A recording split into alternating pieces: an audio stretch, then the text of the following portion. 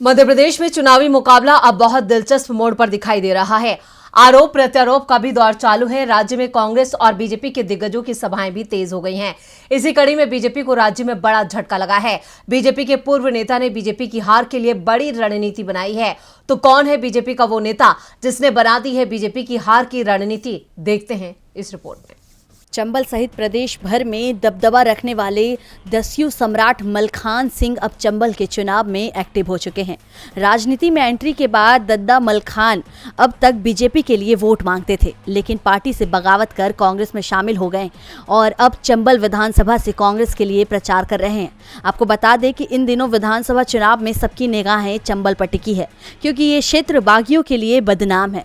पहले बागी डकैत हुआ करते थे और फिर राजनीति में भी 2020 में कांग्रेस के बागियों ने एक अलग ही रिकॉर्ड बनाया। लेकिन इस बार कांग्रेस को एक असल बागी का साथ मिल गया है, जो अपने समय में एक इशारे पर चुनाव का रुख तय कर देता था। मलखान सिंह इन दिनों अंचल में कांग्रेस के प्रत्याशियों के लिए जनता से वोट मांग रहे हैं।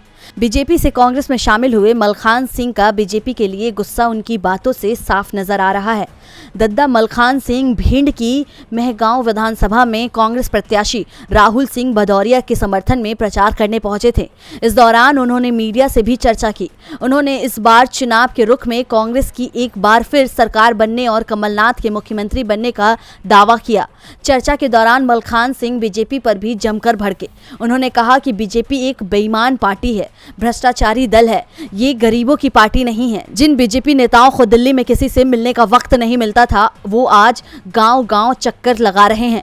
आज क्यों गांव की गलियों में गरीबों के पास फिर रहे हैं? अब क्या जरूरत पड़ रही है उन्हें? सोची कैसी दुर्दशा हो रही है बीजेपी की कि इनके बड़े बड़े लीडर गांव-गांव में फिर रहे हैं। मलखान सिंह का दावा है कि इस बार जनता ने बदलाव का मन बना लिया है और बीजेपी की गरीब विरोधी नीतियों की वजह से पूरे ग्वालियर चंबल संभाग में 1 या 2 सीटें भी मिल जाए तो बहुत होगा।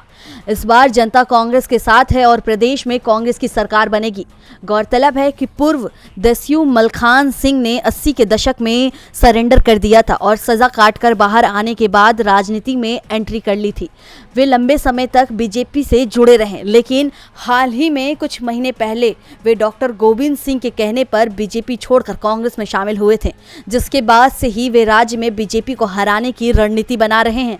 अब देखना होगा कि बीजेपी के पूर्व नेता की भविष्यवाणी एमपी में सच होती है या नहीं। टीवी लाइव की रिपोर्ट।